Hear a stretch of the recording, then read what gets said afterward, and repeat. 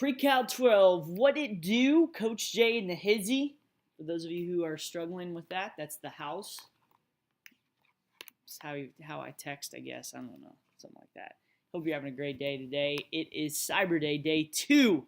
Hopefully you're not stuck too much in the house. Hopefully you're getting out in the snow, the freezing cold snow out there, and getting it done. Today we're going to look at section 2.2a. But there's some confusion, I'm sure, and I want to make sure I clear this up.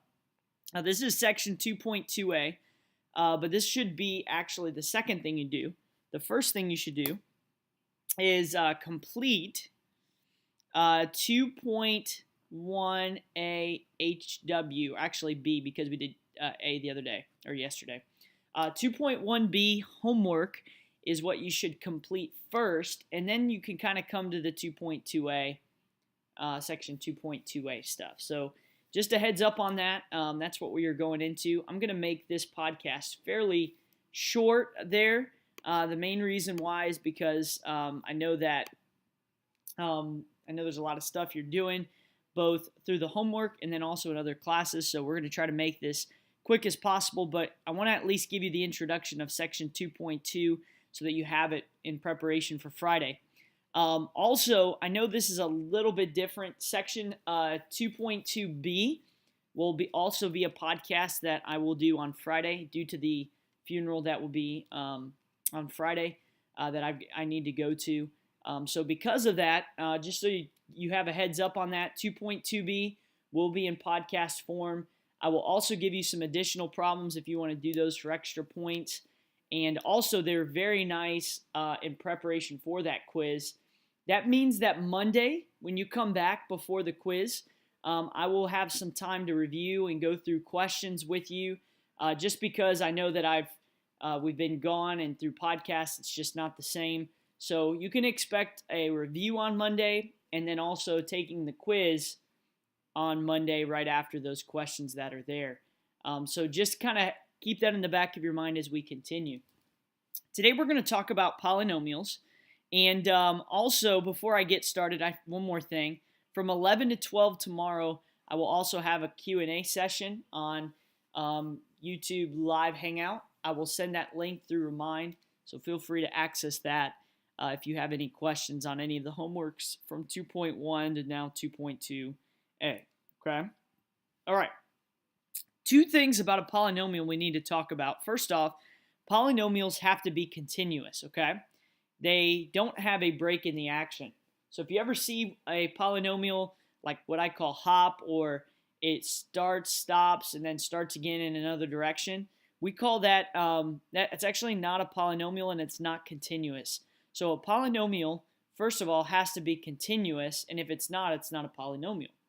The second thing you've got to know is that the polynomial has smooth, round turns. So you'll notice that as it goes, it has smooth turns. When it turns, it's very smooth. In this example, this would not be a polynomial because it has a sharp turn, starts, stops, and then it's like a V, goes straight back up again. Okay, so because of the fact that that's sharp, that is not a polynomial. Okay. Couple things with this. We have this thing called the lead coefficient test. Now, any polynomial that we see in an equation form, we can see what the end behavior of that polynomial is, meaning that we may not know what is exactly happening in the middle, but we do know what is happening furthest left to furthest right based upon the information that is given.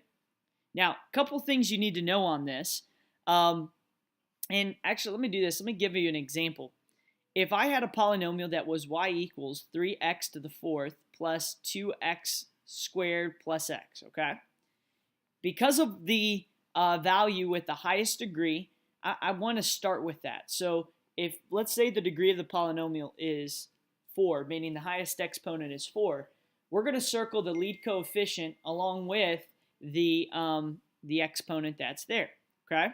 So if I look at this and I say, okay, the lead coefficient is the number that's in front of the highest exponent. So we would say that 3 is my lead coefficient, or the number in front of my highest exponent. The degree of this polynomial is the exponent itself. So the highest exponent would be what we call my degree, okay? And the degree in this case would be 4. So my lead coefficient's positive 3, and my degree is 4. So based upon this information, notice that all the other stuff is irrelevant when talking about the lead coefficient test, okay? Now the question is based upon that information, what is my end behavior? What is happening furthest left? What is happening furthest right?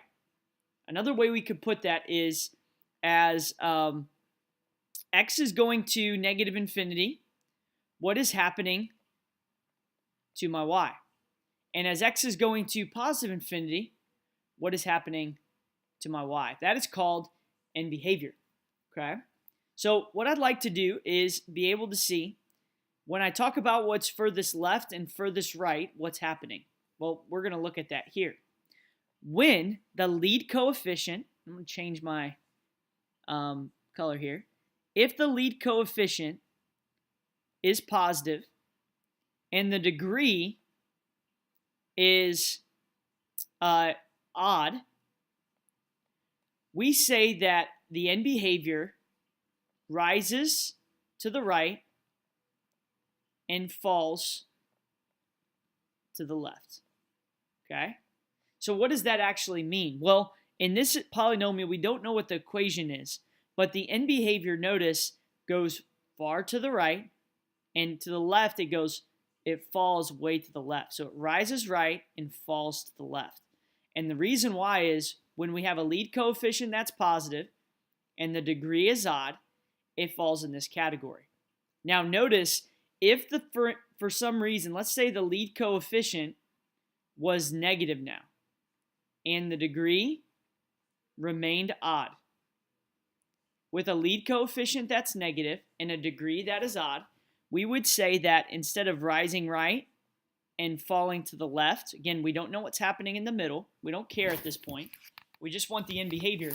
We would say that in this example, that an odd degree with the lead coefficient of a negative, we would say that this falls right, and rises left. Okay? So that's that there. In this example, notice that the lead coefficient would be negative, right? And the degree would actually be even. So these are the 4 possibilities. You should see what the difference is there. Over here, the lead coefficient would be positive, but the degree, you guessed it, would also be even. So anytime the degree is even, we will either both rise to the left and rise to the right, or we will fall left and fall right. So when the degree is even, they'll do the same thing, farthest left and farthest right, that's there. So when its lead coefficient is positive, think of a smiley face or a happy face. We will rise to the right and rise left. Okay? All right? Over here, when the lead coefficient's negative, we will fall to the left and we will fall to the right. Okay? So look and see here at the example that I gave where I had 3x to the 4th and then everything else. Remember, the highest degree, whatever's with that, is what I'm circling. If I said what is the end behavior of this, we would look at the lead coefficient of plus 3, the degree being 4. Since the degree is even, we're either here or here, right? Because the degree is even. The lead coefficient is positive. Notice, positive here. So if it's positive and even, we would say that in this example, positive and even, would be a rise to the right and rise to the left. So my end behavior would be rise right and rise to the left. So if I looked at this on a graph, this thing would eventually end up rising right, rising left. We don't know what happens in the middle, and we don't really care. We're just looking at what is our end behavior. So we can also write this as x goes to negative infinity, so as it goes to the left, f of x, or you could think of that as the y, is going upwards, so that is going to positive infinity. Look at the right side. as x goes to the right or towards infinity as I go to the right here. What is f of x, or what is my y doing? Well, it's going upward. That 2 is going to infinity. Okay. Look at down here, 95 through 98. Let's take 96 for an example. This, again, I circled the negative x to the third because that's the highest degree. My LC, my lead coefficient, is -1, so I'll put that there. My degree is 3, or odd. So I have an odd degree with a negative lead coefficient, odd degree, negative lead coefficient. So I would eventually have one that rises left and falls right. So we'll say rise left and fall right. Okay? Or as x goes to negative infinity, f of x goes to positive infinity. As x goes to positive infinity to the right, f of x goes to negative infinity. So the only one that rises left and falls right would end up being either B or D. So we kind of got to see which is which. We also remember that negative x to the third would also have the same one here. And negative x to the third, that graph would be more like B. So B would be like more like this. And 96, which is the one we just did, because of that 4x would kind of bring this down a little bit further here. That would be a value of D. But just remember, the big thing is that the end behavior by using my lead coefficient test. Okay. All right, the next one we want to look at is what happens when we sketch the graph of x to the n power. All right, so first off, look at A. We look and see, what is x to the third? Well, first off, if I say that this is the center, x to the third is going to rise to the right and fall to the left, okay? And again, we remember that through transformations. So that would be the traditional one. So if it was just x to the third, we would rise right and fall left. So it should look like if I put 2 cubed would be 8, that would be like way up here. So the graph of x to the third would look something like that there. Okay, a little squiggly.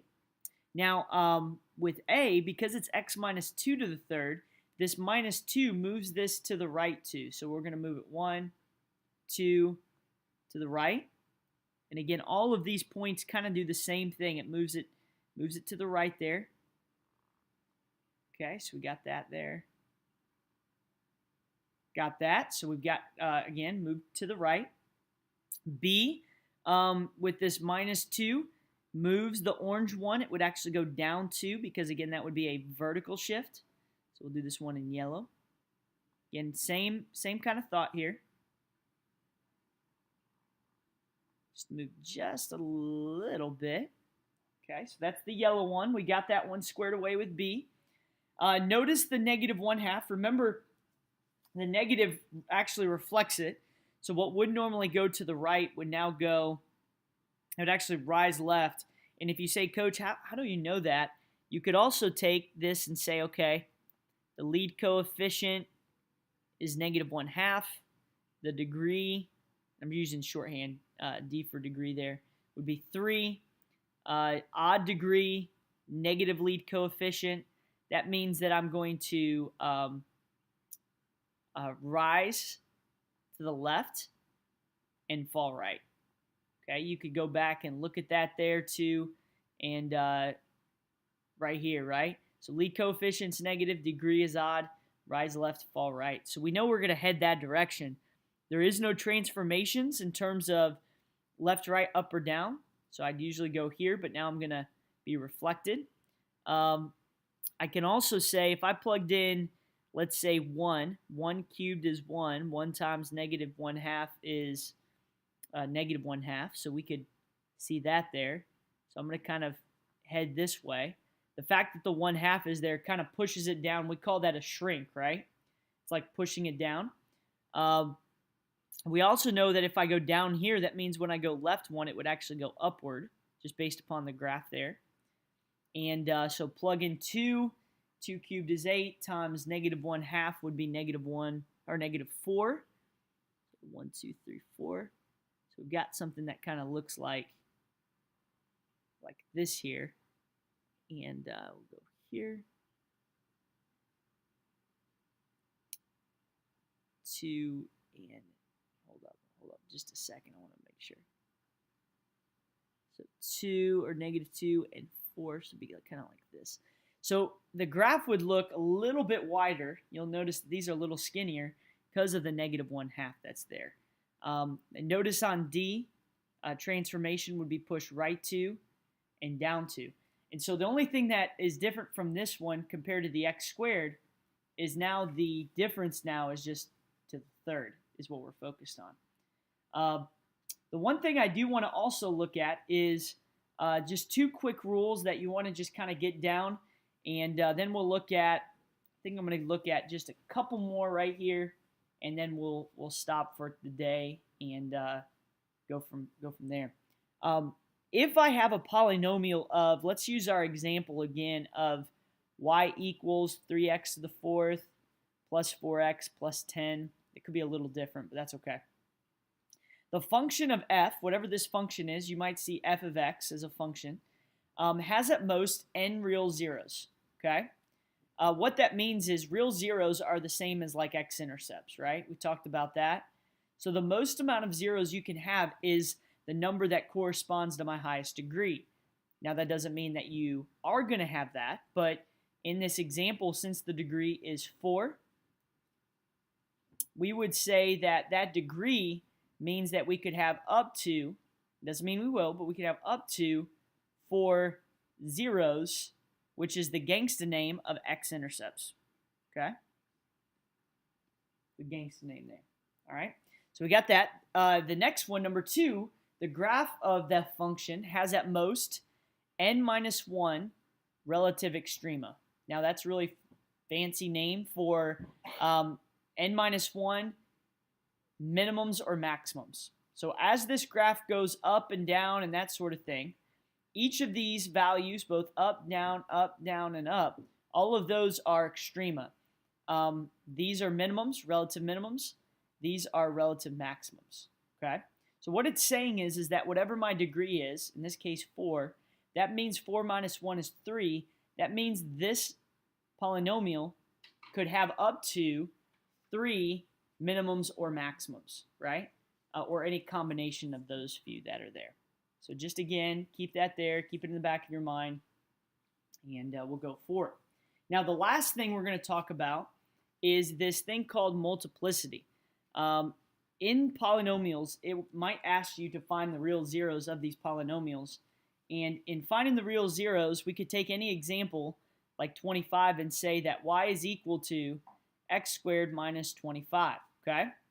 Now, what that means is that we can solve for the x-intercepts or real zeros by plugging 0 in for y.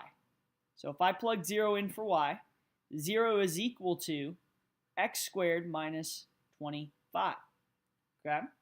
So again, just like we did the x-intercepts, we plug it in and go from there. Now, if it's as simple as adding 25 and going from there, you could do that and take the square root. You could also factor. In fact, that's what I want to do just so that we continue that kind of same pattern. So if I can factor this, we'll use the difference of 2 squares because I can square root both with the minus in the middle. We have a plus or a minus. Square root x squared to get x. Square root 25 to get 5. So we get x plus 5, x minus 5. And to solve for x, we simply set both of these equal to 0. We set x plus 5 equal to 0. And when I subtract 5, we say x is equal to negative 5. We do the same for x minus 5 to where we get x is equal to positive 5.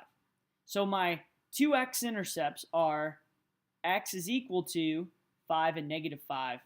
And if I were to graph that, that would be 1, 2, 3, 4, 5 dot and 1, 2, 3, 4, 5 dot. Okay. Now here's the kicker. I think a lot of you could probably do this, finding the zeros, finding the x-intercepts. But the question is what is the multiplicity? Now, multiplicity, all that means is how many times are the zeros repeated? Well, we could just say that, and we'll even put it here, the multiplicity of 5, not negative 5, just 5, is 1, right? That's how many times 5 is repeated up here.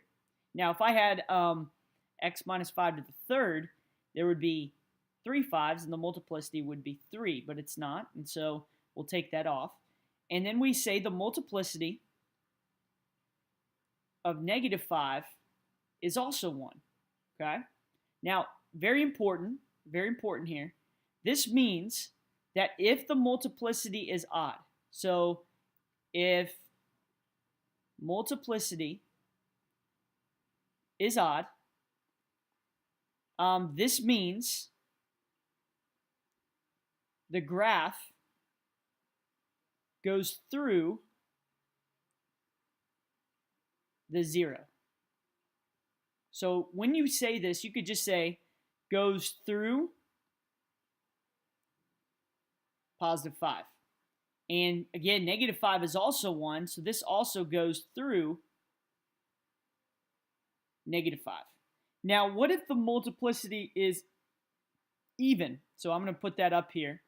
If multiplicity is even, meaning there's multiple ones and the multiplicity of the amount that are repeated is even, this means that the graph will bounce on on zeros or x-intercepts, whatever you want to say. So if this graph, if we were to graph this, we know that this is a positive value, therefore it will go upward. We don't have to find the vertex because it didn't tell us that we needed to do that. But it's going to come down to the lowest point, and because it has an odd multiplicity, it's going to go through that 0. Okay? Go through that 0. Now, what if we change it up a little bit, and instead of having an odd multiplicity, we might have something that's a little bit different. Look at 28 real quick. Let's check that one out. See what happens there. So same thing, we get y is equal to x squared plus 10x plus 25. This one, we don't have a way of solving this other than factoring or the quadratic formula, but we'll just use factoring first, and we can say, okay, what two numbers when multiplied get me 25, but when added get me 10? So we could say that, okay, two numbers would be x plus 5 and x plus 5, okay? Because it multiplies to 25, adds to 10. All right? We set both of these equal to 0. So x plus 5 equals 0, same thing. We get x is equal to negative 5 and negative 5. Now, since there are two of these, we just say that we have one x-intercept, which is negative 5, and we say the multiplicity